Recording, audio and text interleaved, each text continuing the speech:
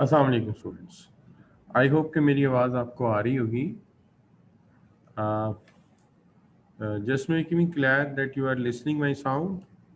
मेरी आवाज़ आपको आ रही है because I am directly talking from the mike of the computer. सो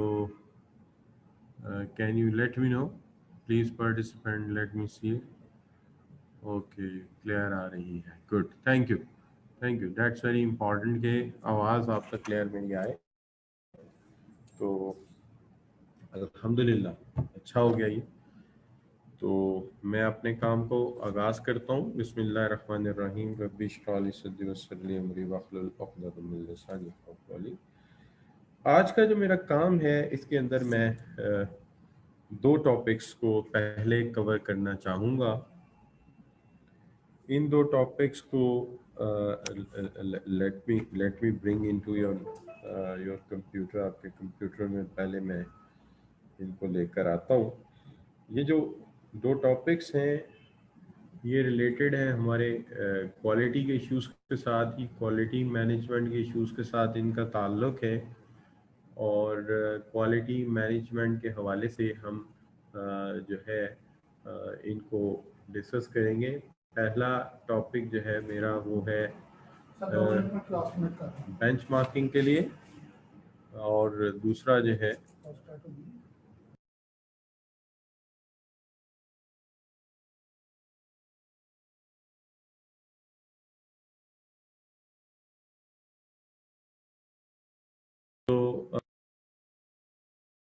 इसके टॉपिक है। इसके अंदर सबसे पहला टॉपिक मेरा बेंचमार्क का है, और दूसरा टॉपिक मेरा छोटा सा टॉपिक है, ज़्यादा बड़ा नहीं है, वो है वेस्ट एलिमिनेट करने का टॉपिक है। बाकी भी एक दो चीज़ें हैं जो मैं आपसे शेयर करनी चाहूँगा, तो मैं अभी आपके सामने इनको रखता हूँ।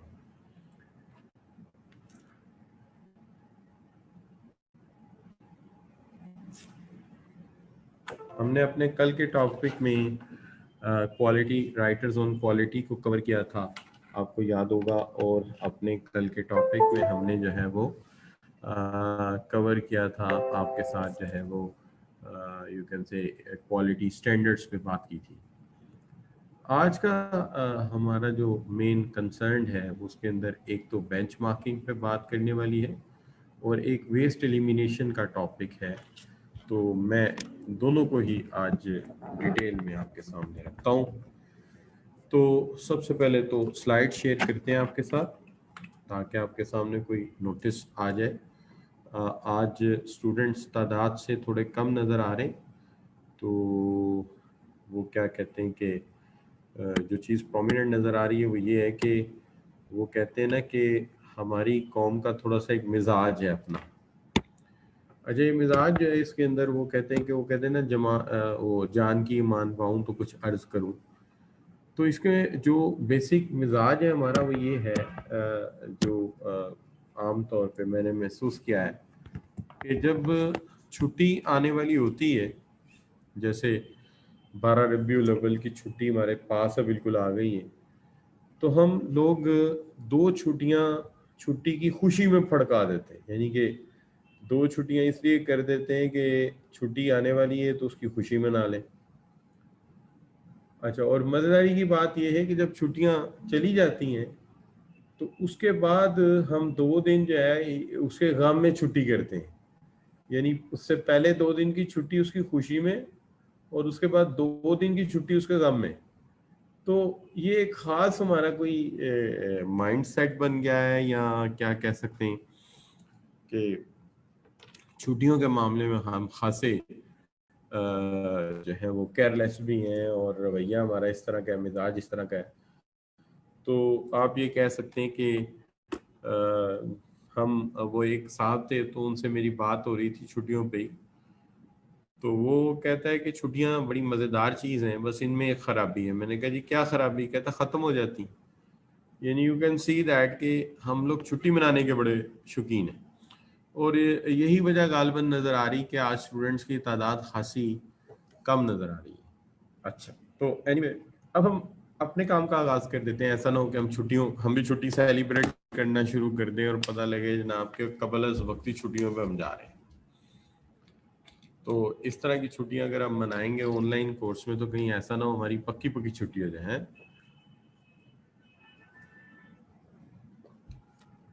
अभी आप लोगों की स्पोर्ट से, आप लोगों की हेल्प से बहुत सारे लोगों का भला हो रहा है। कि बहुत सारे ऐसे लोग हैं बच्चों जो अपनी जॉब में बहुत ज़्यादा मसरूफ़ रहते हैं और वो किसी इंस्टीट्यूशन में जाके अपनी क्लास नहीं पढ़ सकते। फिर कुछ ऐसे बच्चे हैं, कुछ ऐसे इलाकों से हैं जहाँ पर हमारा बाकायदा कोई सेंटर ना हो, तो सारे बच्चे बहुत फ़ायदा उठा रहे हैं। लेकिन इसके अंदर यकीनन आप बच्चों का ताउन शामिल है कि आप इसको मोटिवेट कर रहे हैं, आप ज्वाइन करते हैं। बाकी बच्चे भी जो इस क्लास में रजिस्टर्ड हैं, मैं उनसे यही अपील करूँगा कि इस सिलसिले को हम जारी रखें। इसमें बहुत सारे इंसानों का भला है, पर्टिकुलरली वो लोग जो कि जॉब करते हैं, फ्यूल इतना कंज्यूम नहीं कर सकते, या बजट नहीं बनता, या टाइम मैनेज नहीं होता, जॉब्स में मसरूफ़ हैं, प्राइवेट जॉब्स कर रहे हैं, तो ऐसे लोगों के लिए ये एक ब्लेसिंग है। तो हमें कोशिश करनी चाहिए कि हम इस सिलसिले को जारी रखें और इसको पूरी मोटिवेशन के साथ जारी रखें कि ये सिर्फ एक source to make knowledge transformation नहीं, बल्कि एक नेकी का काम होगा आपकी तरफ से भी और मेरी तरफ से भी। तो शुरू रखते हैं जी अपने काम को। सबसे पहली बात तो हम करते हैं बेंच मार्किंग पे। देखिए, पहली बात तो ये कि बेंच मार्किंग होता क्या है। देखिए, आपने कभी किसी को देखा हो कि वो, चले मैं यहाँ से बात शुरू नहीं करता, आप यूं कह लीजिए कि आपको कभी किसी शख्सियत ने इंस्पायर किया, और इंस्पायर करने के बाद आपने किसी हद तक अपनी नौकरी में उसको फॉलो किया हो कि यार मैंने ऐसा बनना है, मैंने ऐसा बनना है। तो इंसान जो है इस तरह किसी से इंस्पायर होता है और उसको अपना रोल मॉडल बना लेता है, और फिर कोशिश करता है कि मैं जहां पे आज हूं किसी तरह मैं अपने रोल मॉडल की तरह का बन जाऊं। ये बिल्कुल वही अप्रोच है जो हमारी बेंच मार्किंग की अप्रोच है, कि एक आम इंसान अपने आप को किसी जैसा बनाने की कोशिश करता है और उसको हम उसका रोल मॉडल कह सकते हैं। इसी तरह कारोबारी दुनिया में कोई बिजनेस, कोई कॉरपोरेशन कोई काम बहुत अच्छी तरह करती है दूसरों से, तो दूसरी उसको रोल मॉडल बना लेती हैं और उसके उस काम को उसी तरह करने की कोशिश करती हैं जिस तरह वो एक कामयाब ऑर्गेनाइजेशन कर रही है। तो हम इसको बेंच मार्किंग का नाम दे सकते हैं कि ये बेंच मार्किंग है कि इसकी तरह हमने होना है और इसकी तरह हमने ये जो काम है ये करके दिखाना है। तो हम अपनी बात को आगे बढ़ाते हैं। सबसे पहले तो देखते हैं कि हम अल्फाज में इसको किस तरह से डिफाइन करते हैं। तो देखिए, bench marking is the process of systematic comparison of service. Practice और प्रोसेस, ये एक सिस्टमैटिक कंपैरिजन है एक प्रैक्टिस का, यानी एक अमल कह लीजिए, एक प्रोसेस का, या एक सर्विस का कंपैरिजन। इस कंपैरिजन का मकसद क्या है? It is use to provide a target, ताकि एक टारगेट आ जाए for action in order to improve competitive position, कि अपनी कंपेटिटिव पोजीशन को बेहतर करने के लिए उसे एक टारगेट बना लिया जाए और फिर उस टारगेट के मुताबिक हम अपना काम करें।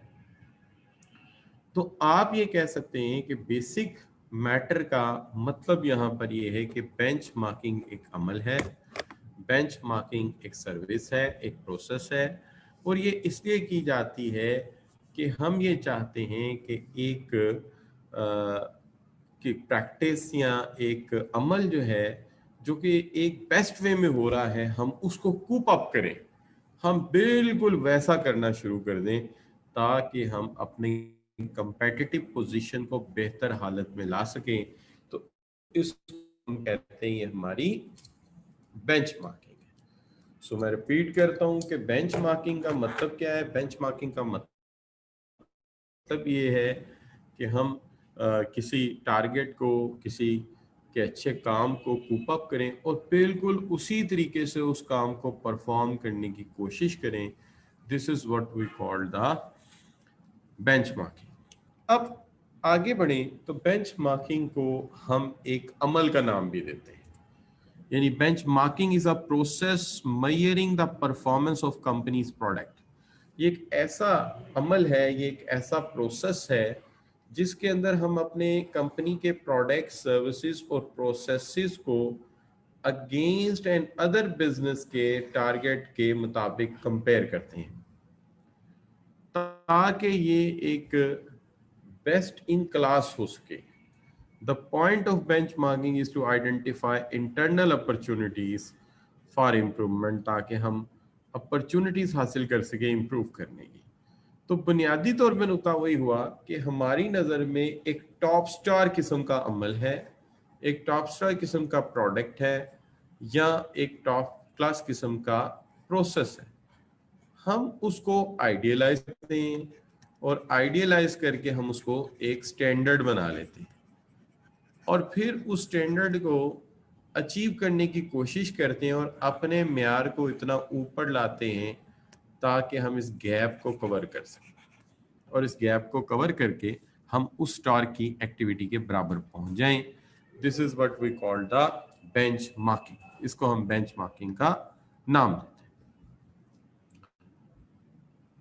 अब सवाल ये पैदा होता है कि बेंच मार्किंग की भी बहुत सी इकसाम है, टाइप्स ऑफ बेंच मार्किंग।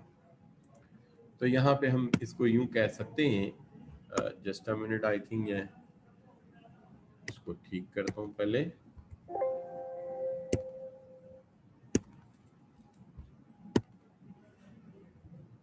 तो मैं बात कर रहा था टाइप्स ऑफ बेंचमार्किंग की। तो हम ये कह सकते हैं, लेट मी सी, ये रहा, एक मिनट, शो क्यों नहीं हो रहा, या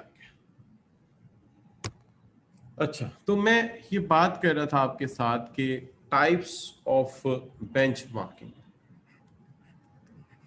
टाइप्स ऑफ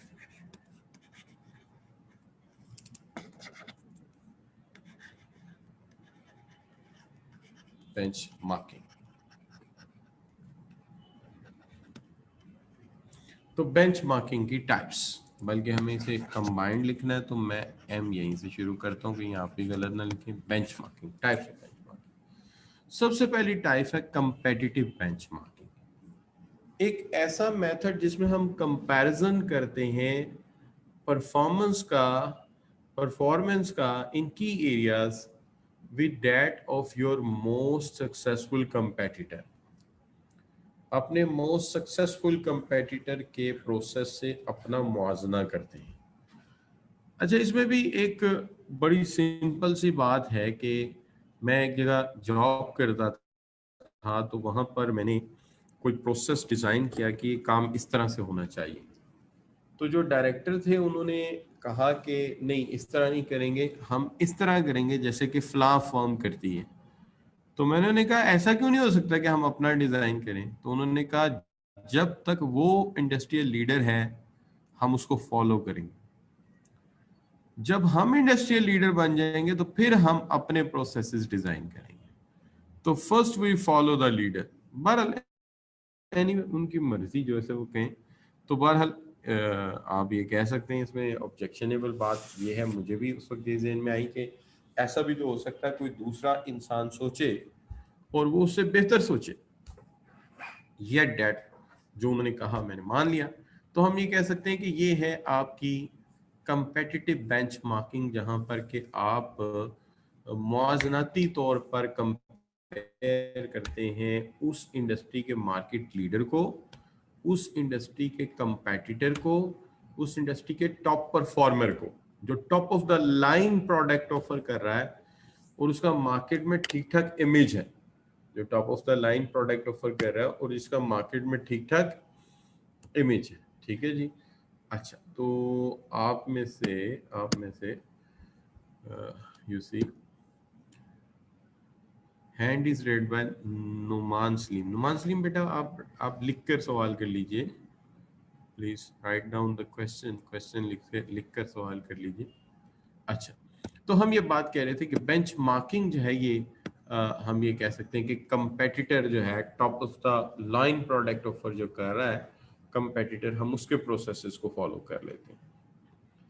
एक चीज आ जाती इंटरनल बेंचमार्किंग, जिसको पीछे भी हमने जो डेफिनेशन लिख रहे थे उसमें थी कि ए मेथड ऑफ कंपैरिजन या comparing performance in key areas in one of the part of organisation with performance in another part of organisation, के हमारी अपनी ऑर्गेनाइजेशन का एक पार्ट बेस्ट परफॉर्म कर रहा है, तो हम बजाय इसके कि बाहर से कोई एग्जांपल लें, हम अपने ही किसी डिवीजन या अपने ही किसी डिपार्टमेंट को एज एन एग्जांपल पिक कर लेते हैं।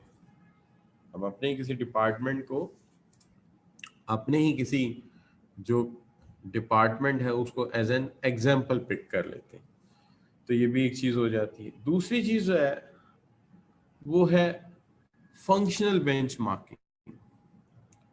अब फंक्शनल बेंचमार्किंग जो है हम कहते हैं कि ये इन्वॉल्व करती है comparing function with the practice of an organisation known to excel in that area, कि हम कंपेयर कर लेते हैं फंक्शनल बैंक मार्क को कि हम जो काम कर रहे हैं क्या इसी तरीके कार के तहत कर रहे हैं, क्या हम जो काम कर रहे हैं वो इसी मेथड के तहत कर रहे हैं। तो एक फंक्शनल बेंचमार्किंग जिसमें आप यूं कह लीजिए कि हम स्टेप्स डिफाइन कर लेते हैं कि स्टेप 1 ये है, स्टेप 2 ये है, स्टेप 3 ये है, तो जो भी काम हो रहे हैं वो बिल्कुल इन स्टेप्स को फॉलो करते हुए हो रहे हैं या नहीं हो रहे, तो इसको आप कह सकते हैं ये फंक्शनल बेंचमार्किंग। अब आगे आ जाते हैं, तो बेंचमार्किंग जो है वो अगर आप देखें तो एक सिंपल 5 स्टेप प्रोसेस है। सवाल ये है कि ये 5 स्टेप प्रोसेस क्या है। तो अभी तक अगर आप देखें तो मैंने सबसे पहले बेंचमार्किंग को डिफाइन किया है कि बेंचमार्किंग ये है कि हम एक स्टैंडर्ड के मुताबिक किसी प्रोसेस या किसी एक्टिविटी को कंपेयर करते हैं अपनी किसी एक्टिविटी से, that is called benchmarking. Types of benchmarking के अंदर एक कंपेटिटिव बेंचमार्किंग है कि उस इंडस्ट्री का बेस्ट कंपेटिटर को कूप अप करना है। इंटरनल बेंचमार्किंग है अगर अपना ही कोई डिवीजन या अपना ही कोई यूनिट अच्छा परफॉर्म कर रहा है तो उसके साथ मुआवजा करके काम कर लें।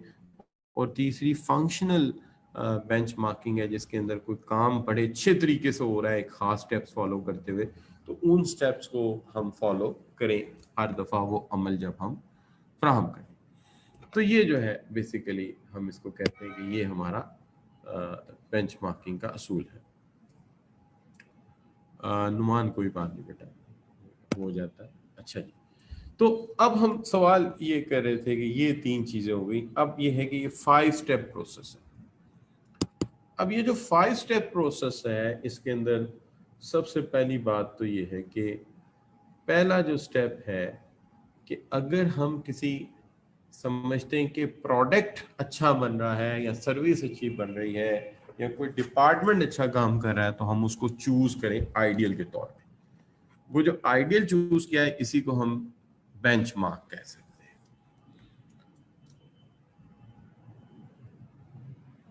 इसके लिए जरूरी ये है कि सबसे पहले फैसला होगा कि प्रोडक्ट का है, सर्विस का है, इंटरनल डिपार्टमेंट का है, चूज के करें। फिर डिटरमिन करें best in class companies. You should make benchmark. अगर बेंचमार्क बनाना ही है तो हम किसी एवरेज कंपनी को क्यों बनाएं। जाहिर है अगर मुझे आपके सामने किसी स्टूडेंट को एज अ बेंचमार्क पेश करना हो तो मैं उस बच्चे को आपके सामने लाऊंगा जो सर्टिफिकेट ऑफ मेरिट रखता है, जो टॉप क्लास परफॉर्मेंस दे रहा है, ताकि आप उसको कॉपी कर सकें। तो यही चीज है कि यहाँ पे हम best in the companies choose करें और बेंच मार्क जो बेस्ट बेंच मार्क है उसको लेके चलें और फिर gather information on their internal performance and matrix, के इंफॉर्मेशन कलेक्ट करें उनके इंटरनल परफॉर्मेंस पे and best in their matrix. Compare करें data from both organization to identify gaps in your companies performance के ऐसा डाटा इकट्ठा करें जिससे पता चले कि हमारे गैप्स उस बेंचमार्क के अगेंस्ट कहाँ पे हैं, और ज़रा अंदाज़ा भी हो जाए कि फासला कितना हुआ है। उसकी वजह यह है कि रियलिस्टिक डिस्टेंस ही आप तय कर सकते हैं ना, कि एक स्टूडेंट जो है वो एवरी 30% स्कोर ले रहा है, एक 90% ले रहा है, बेंचमार्क तो बनाया जा सकता है लेकिन डिस्टेंस बड़ा ज़्यादा है दोनों का। लिहाजा हमें ऐसा डेटा मिले जिससे पता चले कि गैप्स कहाँ कहाँ पर हैं जो हम मीट नहीं कर पा रहे। adopt the processes and policies adopt the processes and policies within the best in the class performance, कि हम उन एक्टिविटीज को अडॉप्ट करें, प्रोसेस को, पॉलिसीज को, प्रैक्टिसेस को अडॉप्ट करें जो बेस्ट इन दैट क्लास, ताकि हम बेस्ट में आ सकें, हम बेहतरीन में से एक बेहतरीन हो सकें।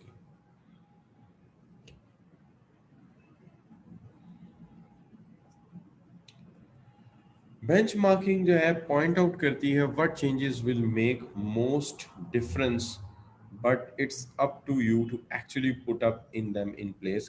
के बेंचमार्किंग हमें बताती तो है कि हमारे फॉल्ट्स कहाँ हैं, कौन सी ऐसी एक्टिविटीज़ हैं जो अगर हम ठीक करें तो हम बहुत बेहतर हो सकते हैं, आगे आ सकते हैं।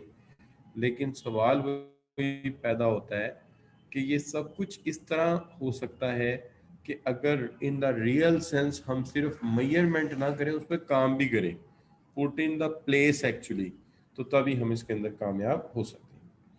लेकिन जहाँ तक बेंचमार्किंग को हम देखते हैं अपने ICMA के और जो पुराने नोट्स हैं उसमें, तो वो ये कहते हैं कि ये 7 स्टेप प्रोसेस है।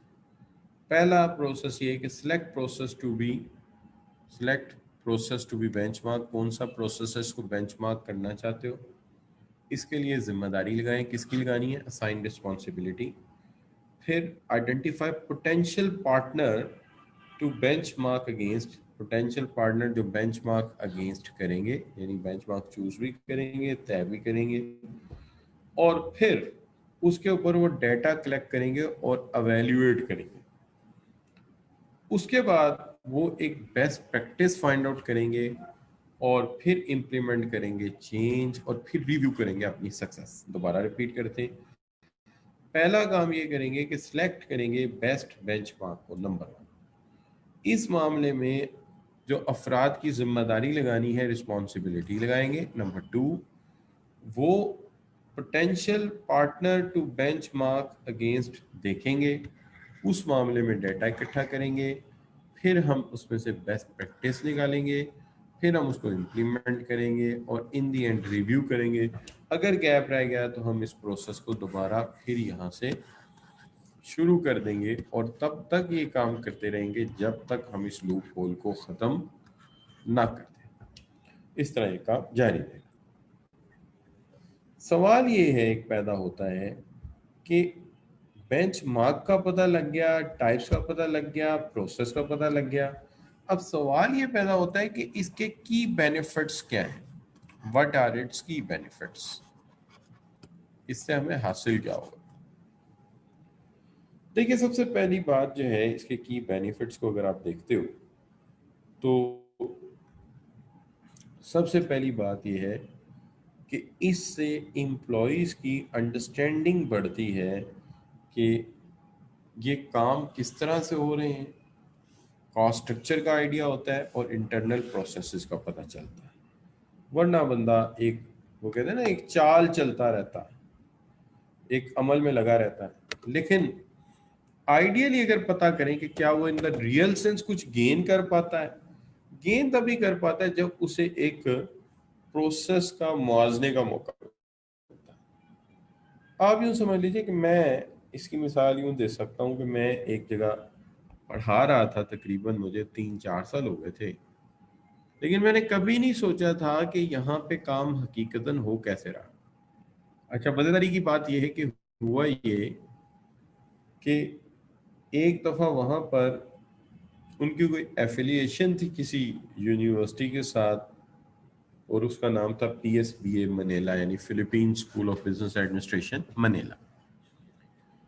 तो उनकी एफिलिएशन थी उसके साथ। तो मैं ने वहाँ पे एक डॉक्टर आए, तो उन्होंने देखा कि हम काम तो कर रहे हैं, लेकिन उन्होंने काम को हमें करने का हमारा एक ग्राफ बनाया, यानी एक फ्लो चार्ट बनाया कि स्टूडेंट इनरोल कैसे होता है, फिर कहाँ जाता है, फिर इंटरेक्ट किससे करता है, फिर उसके बाद वो कब क्लासरूम आता है, फिर उसके बाद एग्जाम कैसे कंडक्ट होता है। तो उन्होंने एक पूरे का पूरा फ्लो चार्ट बना दिया।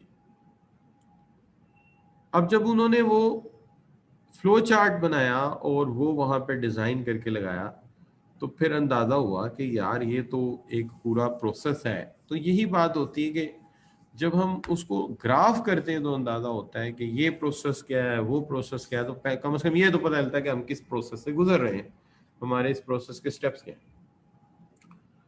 इससे हम इंकरेज भी करते हैं टीम बिल्डिंग को and cooperation in the interest of becoming more competitive, के हम टीम बिल्डिंग को इंकरेज करते हैं।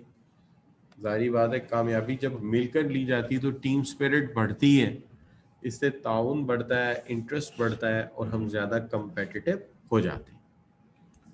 और फिर उसके साथ साथ हमें हमारी फेमिलियरिटी इन्हांस होती है की परफॉर्मेंस मैट्रिक्स के साथ कि जनाब क्या परफॉर्मेंस मैट्रिक्स है हमारी, इसमें कौन कौन से ऐसे वेरिएबल हैं जिसको कंपनी वाइड हमें बेहतर करना है, तो हम बेहतर करके मजीद अपने अमल को, अपनी क्वालिटी को, अपने इमेज को बेटर कर सकते हैं। तो सबसे पहला तो मैं पॉइंट रिपीट करना चाहूँगा कि हम ना सिर्फ इम्प्रूव करते हैं बल्कि हमारी अंडरस्टैंडिंग बढ़ती है अपने इंटरनल प्रोसेस के मतलब और अपने कॉस्ट स्ट्रक्चर के मतलब। दूसरी बात यह है कि जब हम मिलकर मेहनत करते हैं, काम करते हैं और अचीवमेंट लेते हैं, तो उससे एक टीम बिल्डिंग भी हमारी बढ़ती है। और तीसरी चीज़ ये है कि हमें फेमिलियरिटी होती है को परफॉर्मेंस मैट्रिक्स के साथ कि एक्चुअली परफॉर्मेंस में कौन कौन से ऐसे वेरिएबल हैं जो हमें इम्प्रूव करने हैं, या कौन कौन से एरियाज हैं जो ऑब्जर्व किए जाते हैं, जिनका शायद आम हालात में हमें इतना शऊर ना होता या इतनी बेदारी ना होती उसके मुतालिक जितनी इस अमल के बाद हो जाएगी। तो ये है इसके की बेनिफिट्स। तो यहाँ पे आके मैं बेंच मार्किंग का ये जो टॉपिक है इसको मैं सम अप कर देता हूँ। इसमें मैंने 3 बातें बताई हैं। बेंच मार्किंग क्या है, टाइप्स ऑफ बेंच मार्किंग क्या है, बेंच मार्किंग का प्रोसेस क्या है, और बेनिफिट्स एंड पे थोड़े बहुत मैंने डिस्कस किए हैं। ये है बेंच मार्किंग का टॉपिक। दूसरा टॉपिक आज के लिए मैंने जो रखा था वो मैं आपके साथ शेयर कर चुका हूँ कि आज मैंने इंडस्ट्रियल वेस्ट पर थोड़ी बात करनी थी आप दोस्तों के साथ। तो अब मैं इसको वाइंड अप करता हूँ और इंडस्ट्रियल वेस्ट के हवाले से मैं आपके साथ डिस्कशन शुरू करता हूँ।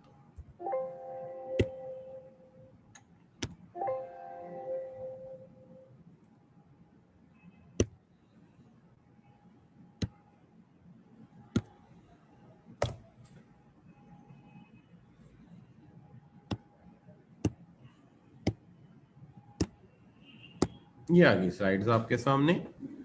Eliminating waste. सबसे पहली बात तो आप दोस्तों के साथ ये शेयर करने वाली है कि हमें इस वेस्ट को एलिमिनेट करने की ज़रूरत क्या है और क्वालिटी का इसके साथ लिंक है।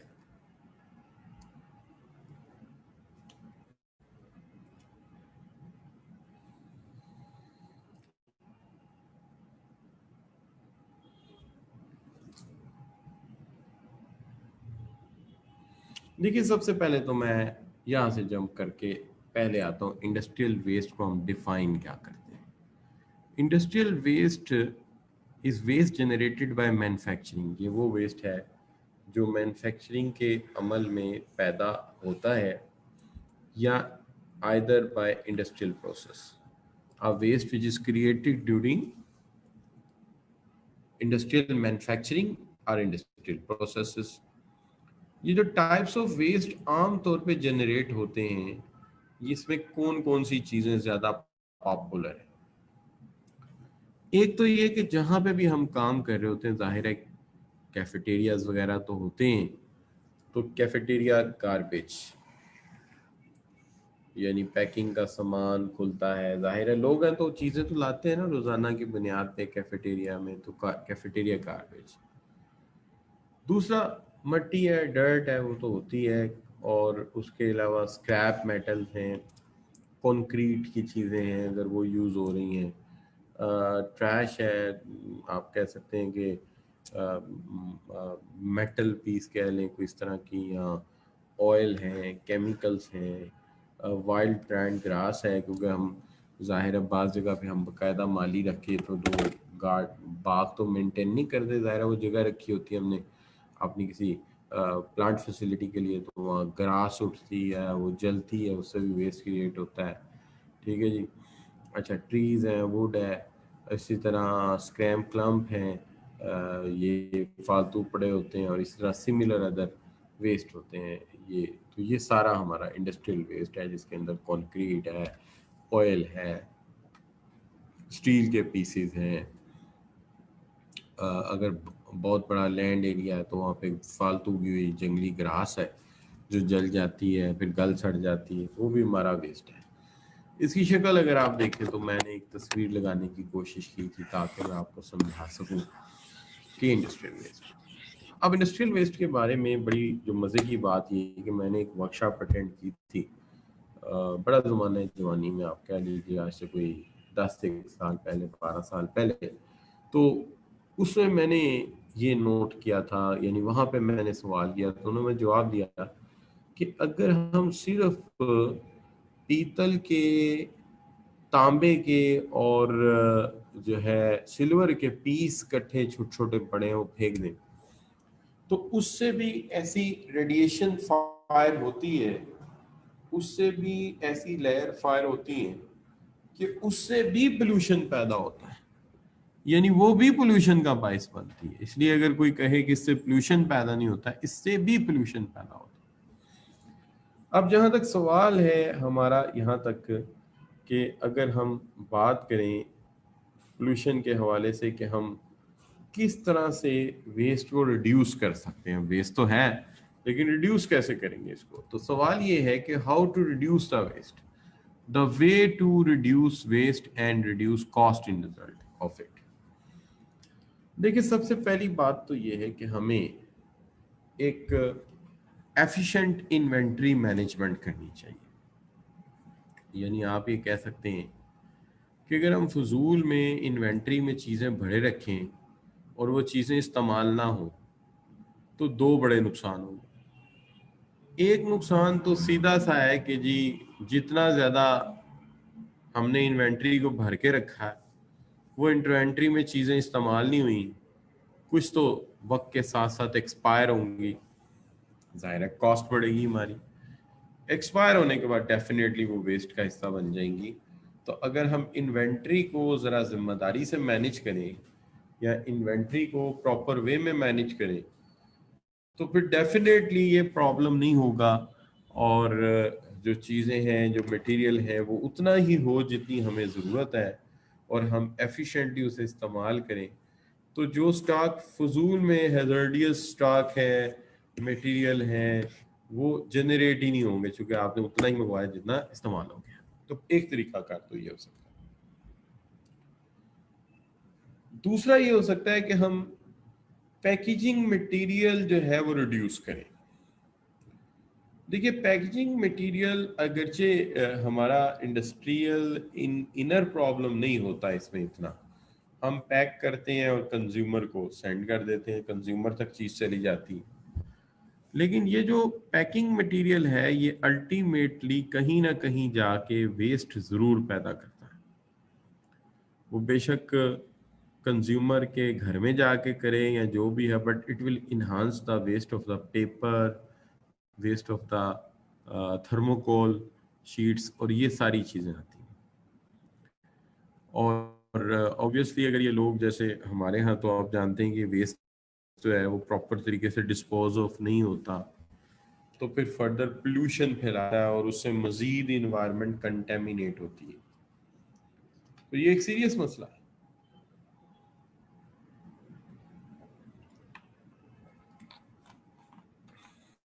इसलिए हम ये कहते हैं कि जो इंडस्ट्रियल पैकेजिंग है वो इतनी ज़्यादा नहीं होनी चाहिए जिससे कि हमारा वसाइल का ज़िया होता है, हमारे रिसोर्सेज वेस्ट होते हैं, तो ये नहीं होनी चाहिए।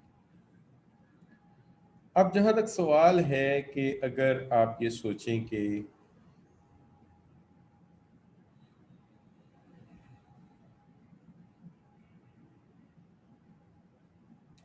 हम वॉल्यूम रिडक्शन करें, कि सेग्रीगेशन टेक्निक्स पैदा करें, कि जो डेंजरस पोर्शन ऑफ वेस्ट है उसको नॉन हैजर्डियस पोर्शन से अलग करें।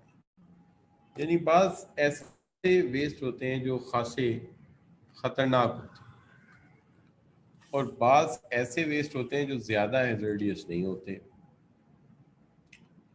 पर्टिकुलरली जब हम एटम से बिजली प्रोड्यूस करते हैं एटॉमिक रिएक्टर से, या हम कोई ऐसी टेक्निक इस्तेमाल करते हैं जिसमें केमिकल रिएक्शंस का हम बहुत ज़्यादा यूज़ करते हैं, तो जाहिर है केमिकल इस्तेमाल भी होते हैं लेकिन केमिकल वेस्ट भी होते हैं।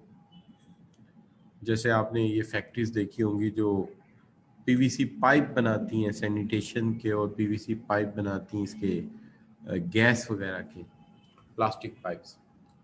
तो बहुत सारे ऐसे केमिकल्स हैं जो इंतहाई हैजर्डियस होते हैं।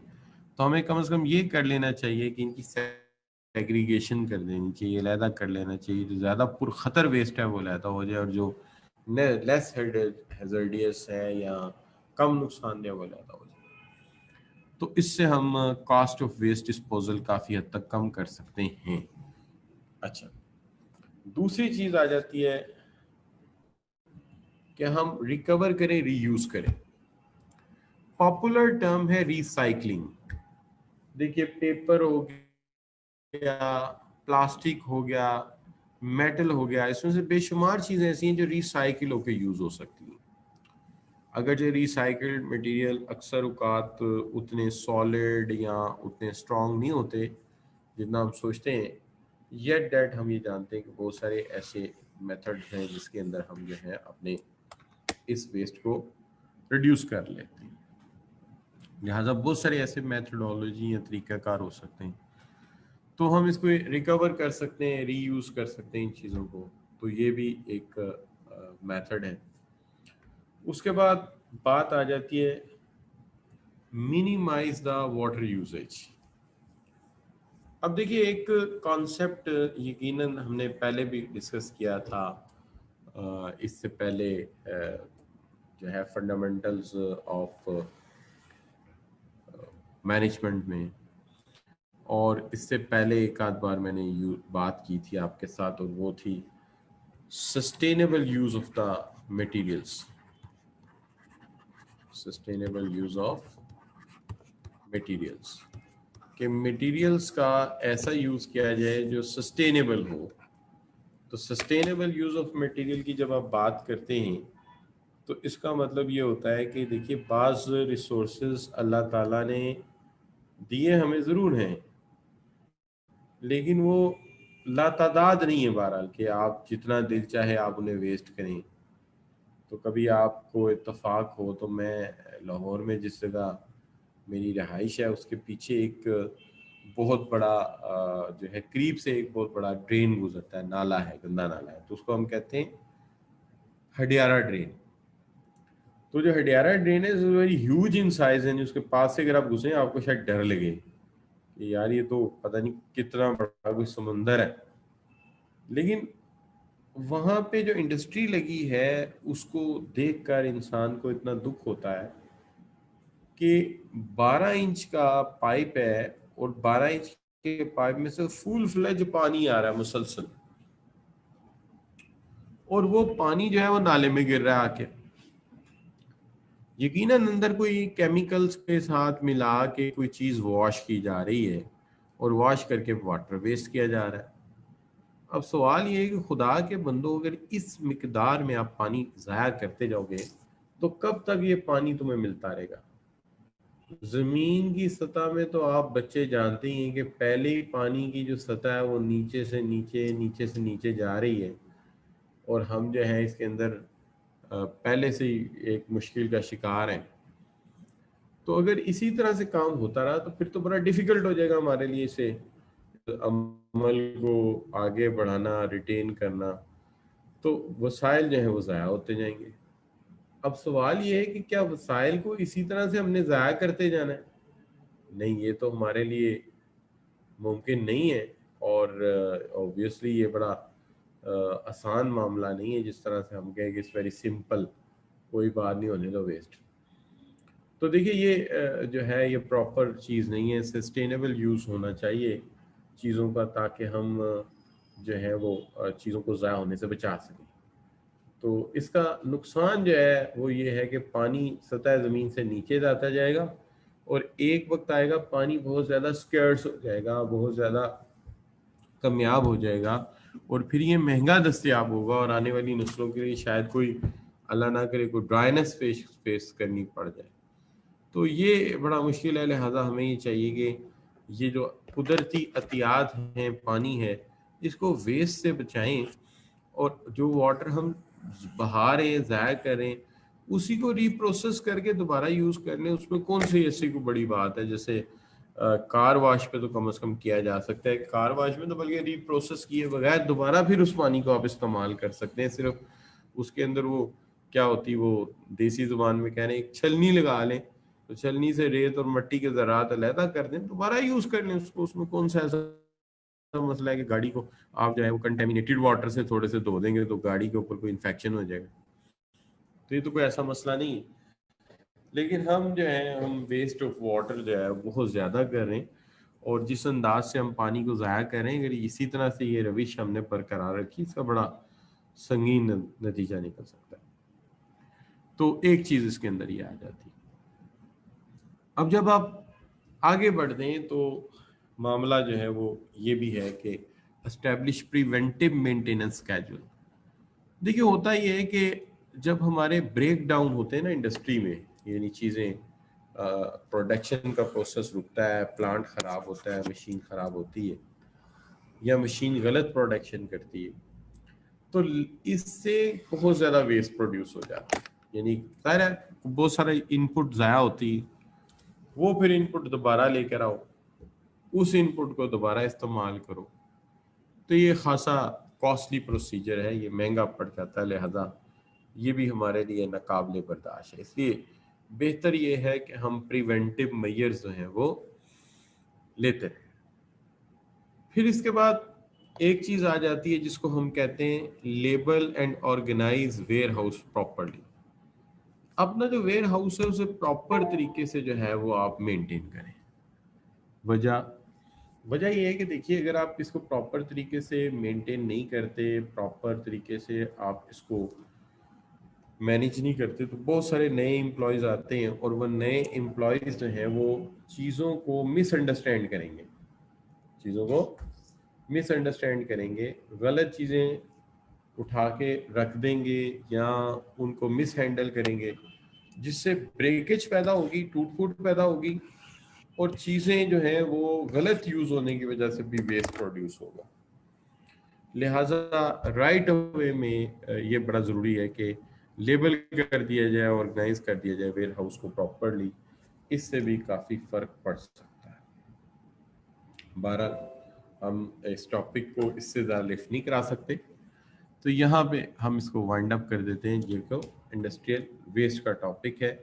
तो इंडस्ट्रियल वेस्ट में हमने ये पढ़ा है कि ये वो वेस्ट है जो ड्यूरिंग द प्रोडक्शन या प्रोडक्शन प्रोसेस कुछ मटेरियल ज़ाया हो जाते हैं और हमें उन्हें कम करना है। इनको कम करने से हमारा जो है वो कॉस्ट भी कम होती है और इसके साथ साथ कुदरती वसाइल का ज़िया भी नहीं होता।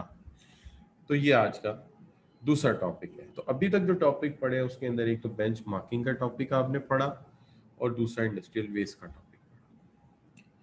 अब एक छोटा सा टॉपिक जो है वो कुछ अरसे से मेरे जहन में था और ज़रूरी भी था और कराना आपको। मैं अभी स्लाइड्स आपके सामने सब हटा लेता हूँ चूँकि अब आपको इनकी ऑब्वियसली इनकी ज़रूरत नहीं है, तो मैं यहाँ से हटा रहा हूँ और इसकी जगह दूसरा टॉपिक शुरू करते हैं जिसको हम क्वांटिटेटिव क्वालिटी टेक्निक कहते हैं और आप इसको सिक्स सिग्मा का नाम भी देते हैं। तो इसके ऊपर बात हम करते हैं। Let me bring the topic in front of you.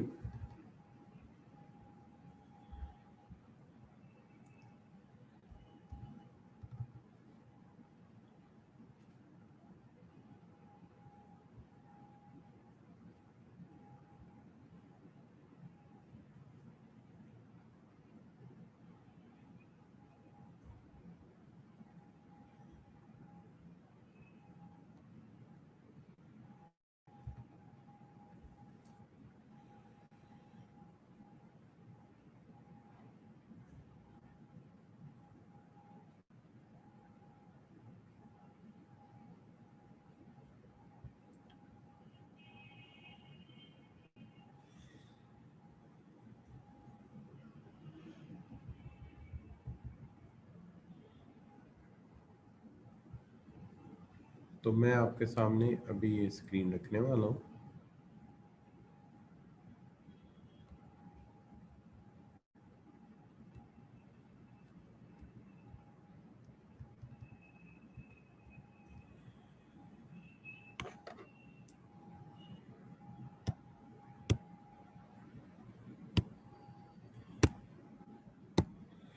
तो इसके अंदर ये टॉपिक आपके सामने है, ये मैं एक नोट्स यूज कर रहा हूँ। This is called six sigma topics. Six sigma basically एक स्टैटिस्टिकल प्रोसेस कंट्रोल है। स्टैटिस्टिकल प्रोसेस कंट्रोल है, इसका नाम हमने रखा हुआ है सिक्स सिग्मा आपके सामने। इसमें जो बुनियादी चीज हम जेरे बहस लाते हैं वो कुछ इस तरह से है, जो मैं आपके सामने रखता हूँ।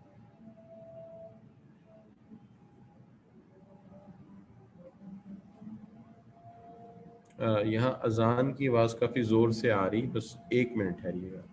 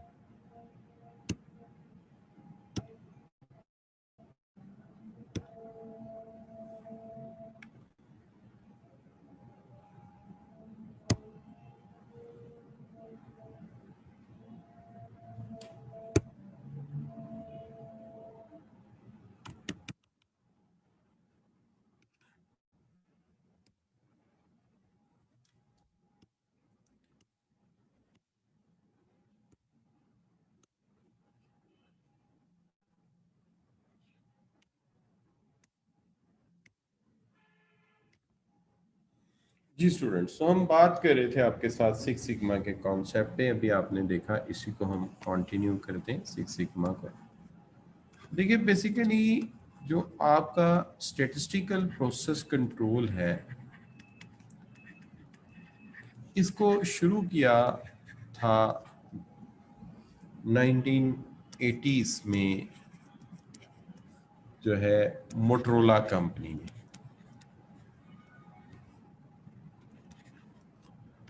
इन्होंने स्टार्ट किया था। बेसिकली सिक्स सिग्मा का जो कॉन्सेप्ट है वो ये है कि हम जानते हैं कि हम कहते हैं कि एक प्रोसेस जो है उसकी एक एवरेज है। जैसे मैं ये कह दूं कि एवरेज जो है वो, लेट्स से मेरा एक जूस का पैकेट है, और ये जो जूस का पैकेट है ये 250 मिलीलीटर जूस कंटेन करता है। 250 मिलीलीटर जूस कंटेन करता है ये। लेकिन आपने देखा होगा कि हम जब इसकी क्वांटिटी की बात करते हैं तो हम एक अप्रोक्सीमेशन का साइन इसके साथ देते हैं कि एग्जैक्ट 250 नहीं है, ये 250 से हो सकता है कि 5 मिलीलीटर ऊपर हो या 5 मिलीलीटर कम हो। यानी 250 millilitres plus minus 5 millilitres, plus minus 5 millilitres, या इससे कम हो सकता है या इससे ज्यादा हो सकता है। इसके लेकिन इस लिमिट से क्रॉस नहीं हो सकता। यानी दूसरे अल्फाज में 255 यानी 255 से लेके 245 तक हो सकता है। लिहाजा इस तरह के प्रोसेस की कंट्रोल लिमिट्स रख लेते हैं कि फर्ज कर लीजिए कि ये हमारी एक एवरेज है, right over here this is the average. और ये जो एवरेज है हम इसको असेस करते हैं इस एंगल के साथ।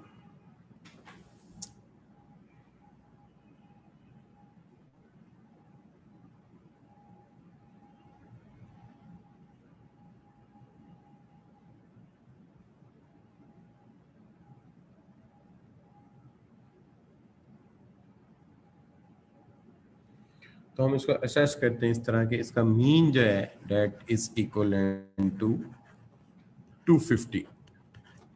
तो हम ये कहते हैं कि अगर ये हमारा मीन है डेट्स एक्स बार, तो ये अगर आप इसको फ्लेक्सिबल रखना चाहते हो थोड़ा बहुत, तो कहते हैं जी प्लस माइनस स्टैंडर्ड डेविएशन। इसका मतलब है प्रोसेस को आपने काफ़ी कंट्रोल्ड हद तक रखा है।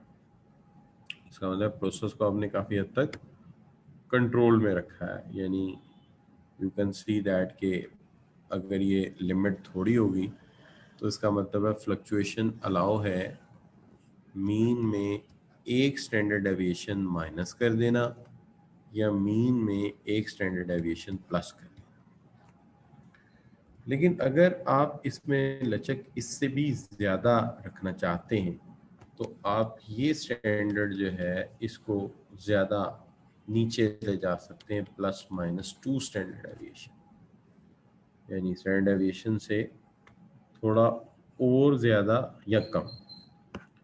जैसे कि यहाँ पे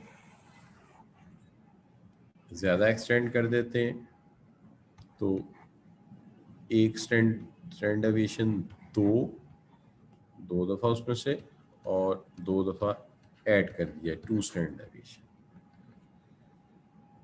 इससे भी ज़्यादा अगर फ्लेक्सिबिलिटी चाहते हैं तो फिर हम ये कर सकते हैं कि इसको मज़ीद फ्लक्चुएट कर दें, मज़ीद फ्लेक्सिबल कर दें कि X bar minus 3 standard deviation, X bar plus 3 standard deviation means X bar plus minus 3 standard deviation. तो इस तरह हमने इसको दो दो दो लिमिट्स है ना, तो इसको हम 6 सिग्मा का कॉन्सेप्ट देते हैं। So this is 6 sigma concept. तो ये प्रोसेस की लिमिटेशंस हैं। तो मैं चूंकि यहाँ थोड़ी सी न्यूमेरिकल बात रेफर कर रहा था आपको, तो ये बात समझ आई आपको? जी, नुमान, सादिया हबीब, मोहम्मद हसीब, जी प्लीज। अरूज आसिम कह रही हैं कि ठीक है, और बाकी बच्चे भी कमेंट्स कर देते। अच्छा, नुमान कह रहे हैं क्लियर है सर, बिल्कुल ठीक हो गया। तो ये जो नोट्स मैंने आपको दिखाए थे अभी, ये भी मैंने अपलोड कर देने हैं आप लोगों को, ताकि ये भी आपके नोट्स का हिस्सा बन सके और इनको भी आप इस्तेमाल कर सकें बवक्त ज़रूरत। और ये बड़े अच्छे शॉर्ट नोट्स हैं, जब आपने क्विक रिव्यू देना हो तो वहाँ पे ये आपको बड़ी सपोर्ट करेंगे। अब यहाँ पर आज का जो हमारा लेक्चर है, इसके अंदर अभी तक 3 टॉपिक हो गए। पहला टॉपिक हमने जो है बेंचमार्क का डिस्कस किया आपके साथ। दूसरा बेंच मार्किंग का, एक स्टैंडर्ड रख लिया जाता है, उस स्टैंडर्ड को मीट किया जाता है या उसको ट्राई किया जाता है कि उसके मुताबिक प्रोसेस या प्रोडक्ट को उस क्वालिटी पे ले जाया जाए। दूसरा इंडस्ट्रियल वेस्ट का टॉपिक था, और तीसरा जो है वो आपका 6 सिग्मा का कॉन्सेप्ट था, तो दैट इज कॉल्ड 6 सिग्मा। तो ये आज के हमारा तीसरा टॉपिक था। तो यहाँ पे अब जो नया टॉपिक है थोड़ा सा लेंथी, अगर आज मैं शुरू करता हूँ तो ये किसी पॉइंट पे नहीं पहुँच सकेगा, इससे मैं 15-20 मिनट पहले ही आज सी ऑफ कर रहा हूँ आप लोगों को। लेकिन सी ऑफ करने से पहले जो आप लोगों से फिर एक दफ़ा बात राय ले ली जाए कि आज का लेक्चर आपको किस हद तक समझ आया है। जी, मैं आपको बताता हूँ। डिडक्ट इसलिए किया जाता है कि डिडक्ट करने से लोअर लिमिट आएगी और ऐड करने से अपर लिमिट आएगी। ठीक है, डिडक्ट करने से जो है वो आप लोअर लिमिट में जाएंगे और ऐड करने से अपर लिमिट में। रिपीट कर देता हूँ आपको, रिपीट कर देते हैं। रिपीट इस तरह से कर देते हैं, मैंने कहा कि मेरा जो जूस है उसके अंदर 250 मिलीलीटर जूस होना चाहिए। तो अगर ये mean plus minus 1 standard deviation है तो ये 255 से लेके 245 तक जा सकता है। यानी यूं कह लीजिए कि कम से कम 245 होएगा 245 और मैक्सिमम 255 होगा।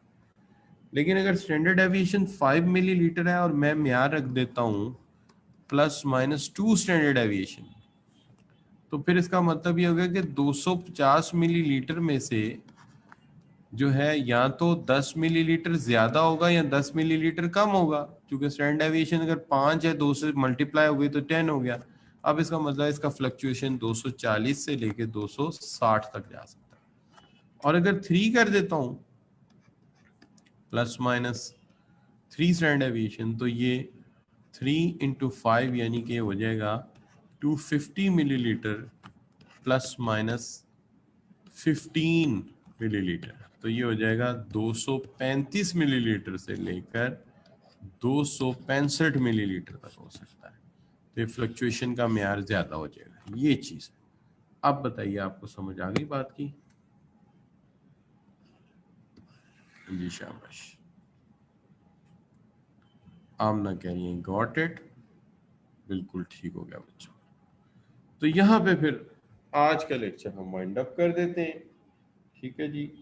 और जो है इंशाल्लाह आप लोगों से जो है बात होगी इंशाल्लाह ऑन कमिंग मंडे।